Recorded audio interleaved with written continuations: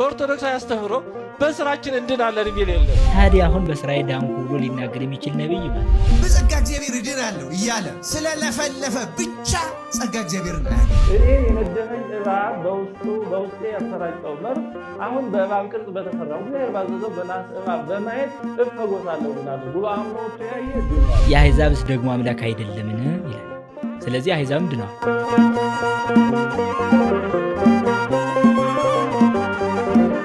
በኦርቶዶክሳዊ አስተምህሮ በስራችን እንድናለን የሚል የለም።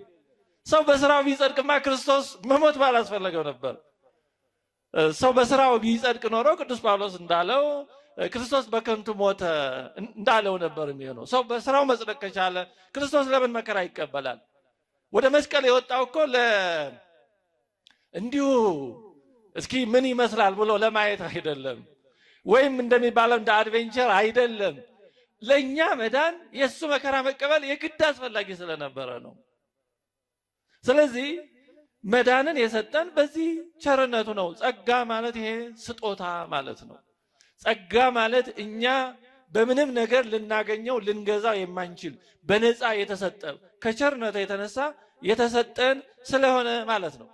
ስለዚህ ይህንን በጣም ቅዱስ መጽሐፍ በአጽንኦት ይናገራል። ማንም እንዳይመካ በስራ አይደለም ይላል። ሞት የሚባለው ትልቅ ዕዳ የተወገደው በማንም ስራ አይደለም። ገነት የተከፈተችው በማንም ስራ አይደለም፣ በክርስቶስ ደም ነው። እንዳው ይሄንንም ለማጠየቅ ነው መድኃኔዓለም ኢየሱስ ክርስቶስ ስንት ነቢያት፣ ስንት ጻድቃን፣ ስንት ወዳጆቹ እያሉ እነዛ ሁሉ ገና ከሲኦል ሳይወጡ አንድን ሽፍታ ቀድሞ ገነት ያስገባው ለዚህም ነው። የምሕረቱን ብዛትም ለማሳየት ነው። ገነትን የሚከፍተው የእሱ ደም መሆኑንም ለማሳየት ነው። ያን ደመ ማኅተሙን የያዘው ሽፍታ ነው ቀድሞ ገነት የገባው። ገነትን የከፈተው ደሙ ነው። ይሄ በጣም መሰረታዊ ነገር ነው። ዮሐንስ 3:16 ላይም ዓለሙን እንዲሁ ወዷልና ይላል፣ በሱ የሚያምን ሁሉ የዘላለም ሕይወት እንዲኖረው እንጂ እንዳይጠፋ እስመ ከመዝ አፍቀሮ እግዚአብሔር ለዓለም፣ እግዚአብሔር ዓለምን እንዲሁ ወዶታል። እንዲሁ በነፃ ያ በነፃ እሱ ዋጋ ከፍሏል። ግን እኛን እንዲሁ ነው የወደደን። ምንም ለመዳን የሚያበቃ ክፍያ መክፈል አንችልም። ያማ ቢሆን ኖሮ 5500 ዘመን ምን ያስጠብቀን ነበር? አቅም ቢኖረን ስልጣን ቢኖረን እንደ ሲኦል እኮ አንድ ቀኑ መከራ ነው አያሳየን መድኃኔዓለም እንጂ 5500 ዓመት አይደለም 5 ዓመትም በሲኦል ምን ያቆየን ነበር? ግን ያለ ክርስቶስ አይሆንም ያ። ስለዚህ ዓለሙን እንዲሁ ወዷልና እሱ ዋጋ ከፍሎ እኛን ግን እንዲሁ ወደደን ከቸርነቱ የተነሳ። ይሄ ነው እንግዲህ በቅዱስ ጳውሎስ መልእክታት በተደጋጋሚ ጸጋ እየተባለ የተነገረው ይሄ ነው። ጸጋ ማለት ነፃ ስጦታ ማለት ነው። በጸጋው ድነናል ማለት ምግባራት ሰናያት አያስፈልጉንም ማለት አይደለም። በጸጋው መዳን እያሉ እየፎከሩ እየበሉ እየጠጡ ብቻ ምናልባትም ደግሞ ኃጢአትን ሁሉ እየሰሩ እየፈጸሙ አንዴ ተከፍሎልሃል በሚል ማዘናጊያ ሰውን የሰይጣን ማህደር የርኩስ መንፈስ ቤት ማድረግ ይቻል ይሆናል እንጂ የእግዚአብሔርን ጸጋ ማግኘት አይቻልም። ክርስቲያኖች፣ አሁን አንድ ሰው ከዚህ ከመካከላችን እግዚአብሔር ክፉን ያርቅና እንደው በቀላሉ ወባ ቢይዘው በወባ መድኃኒት እድናለሁ እያለ ቢናገር ይድናል እንዴ? በመድኃኒት እድናለሁ እያለ እየተናገረ መድኃኒቱን ሳይወስድ መዳን ይችላል?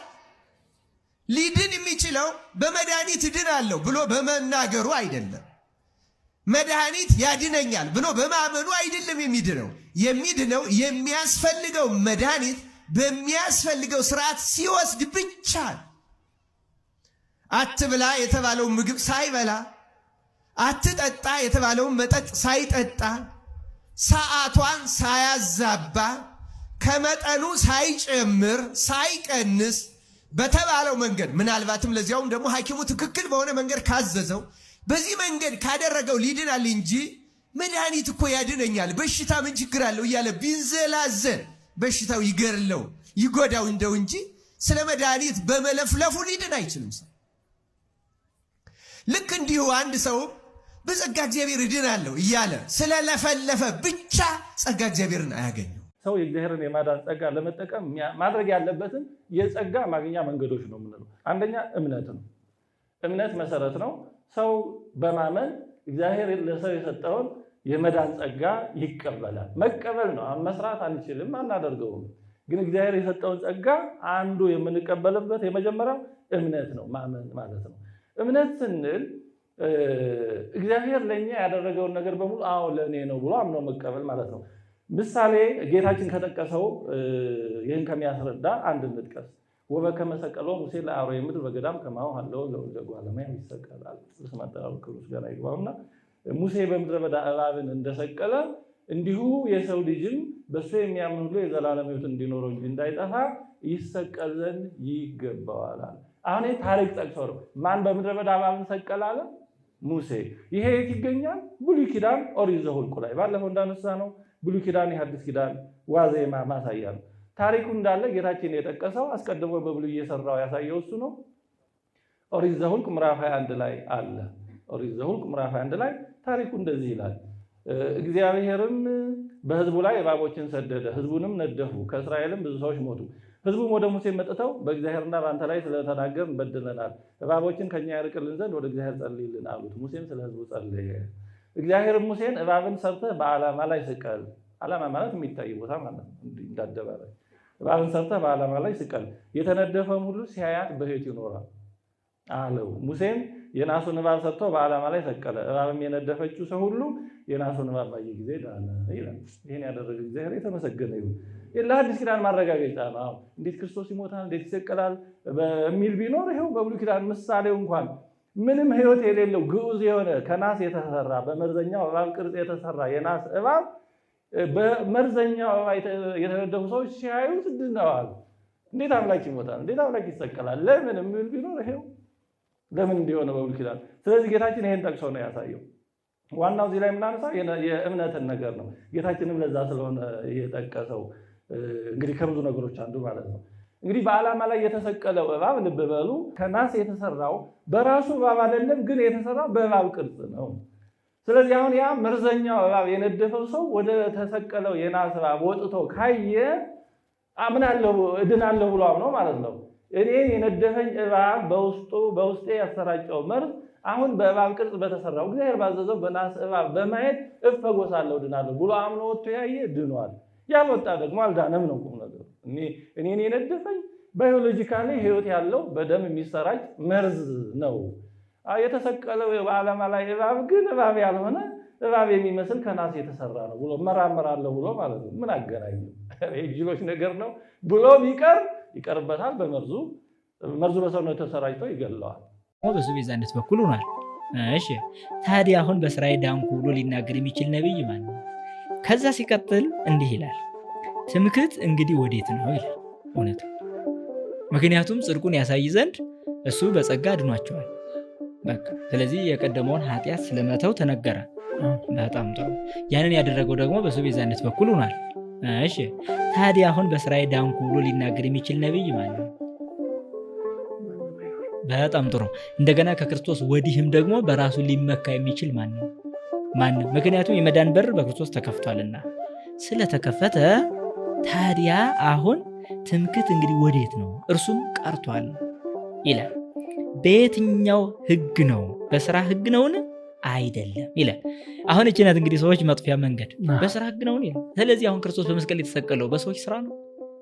ሕግ ፈጻሚነት ነው? አይደለም አይደለም ነው። ታዲያስ በእምነት ሕግ ነው እንጂ አለ። ታዲያ በእምነት ሕግ ነው እንጂ በስራ ሕግ ነው? እቺን ሐሳብ ሰዎች አሁን በእምነት ሕግ ነው ሲል በእምነት ብቻ ብለው ይወስዳሉ።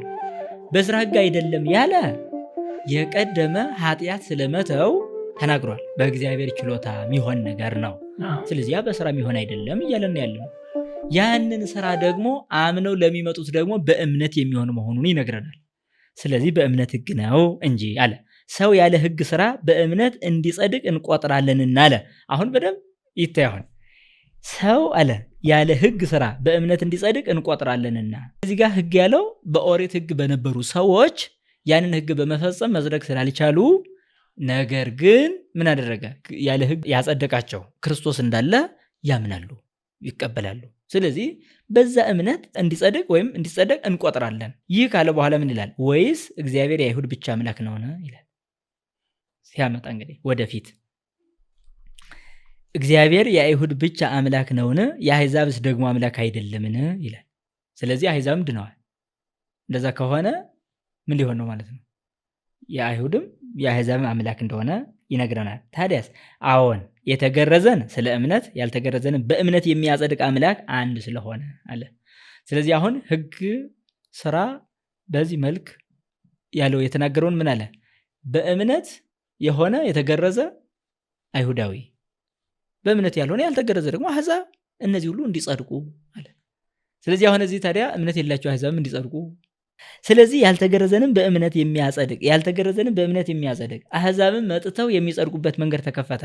ለምን? በእምነት። የኦሪትን ሕግ በመፈጸም ግን የሚጸደቅ አይደለም ብሎ ገለጸ። ታዲያ ያንን እያሳየ ከመጣ በኋላ ምን ይላል? እንግዲህ ይላል መጨረሻው ላይ ሕግን በእምነት እንሽራለን ይላል። የመንጻት በመገዘር ምናምን ይባሉ ሕጎች ነበሩ አለ። በእነዚያ ሕጎች የጸደቅን አይደለም ነው። ቀጥታ እሱን በመስራት የጸደቀ የለም ነው እኮ እያሳየ የመጣው። በስራ አይደለም ሲል እሱ ነው። ነገር ግን እግዚአብሔርነቱን በማመን የመጣ ነው። እግዚአብሔርነቱን ግን ያምናሉ ነው። አሕዛብም ያልተገረዙ ናቸው፣ ግን በእምነት ግን እነሱ ይጸድቃሉ ነው። ስለዚህ ግን በመገረዝና ባለመገረዝ ያለችዋን ሂደት ነው ሕግና ስራ እያለ የመጣው ማለት ነው ሐዋርያው። ታዲያ መጨረሻ ላይ ምን አለ? እንግዲህ ሕግን በእምነት እንሽራለን ይልና አይደለም ይላል። ታዲያ አሁን ምን ሌላ ስራ ሕግ ቢሰጠን ያን ሕግ ግን በእምነት አንሽርም እያለ ነው ያለ። ታዲያስ መቼም አሁን እንገዘርንም ምንንም ለማጠየቅ አይደለም፣ ሕግን እናጸናለን እንጂ ይላል። ስለዚህ በእምነት ሕግን አንሽርም፣ በእምነት ሕግን እናጸናለን ይላል። ታዲያ አሁን እዚህ ሐዋርያው ቅዱስ ጳውሎስ ስለ እምነት ያነሳበት ስለ ጸጋ ያነሳበት ዋና ጉዳይ ከቀደመው ኃጢአት የመንጻት ወይም የመዳን ጉዳይ በክርስቶስ በኩል ቤዛነት በኩል በጸጋ የተደረገ ነው እንጂ ሰዎች ለፍተው ደክመው ያመጡት አይደለም። ስለዚህ ሕግ ሰርተው በስራ የሆነ አይደለም። ታዲያ ይሄንን ይዞ ደግሞ ወደዚህ በክርስቶስ መሰቀሉ በመሞቱ ደግሞ በእምነት የሚሆን ደግሞ ስራ ይመጣል። ስለዚህ ይህን ስራ ሲናገር ግን በእምነት ብቻ ያለ ሐሳብ ግን አናገኝም። ደግሞ ታዲያ መጨረሻ ላይ ደግሞ በእምነት ሕግን እንሽራለን አለ፣ እናጸናለን እንጂ አለ። ደግሞ እንደገና ለምን እንደዚህ መካልኩ የትኛውንም ምግባር ደግሞ የሚጠላ ሰው ይመጣላ። ስለዚህ በስራ አይደለም ብዬ ተናግሬ ነበር። እንደገና ታዲያ በሕግ አይደለም ብዬም ነበር። ስለዚህ ታዲያ በዚህ ምክንያት ሕግ እግዚአብሔርን የሚሽሩ ሰዎች እንዳይመጡ በእምነት ሕግን እንሽራለን አለ፣ እናጸናለን እንጂ ብሎ ዘጋ። ይሄ በምዕራፍ 3 ላይ ያለው ምንባብ ነው።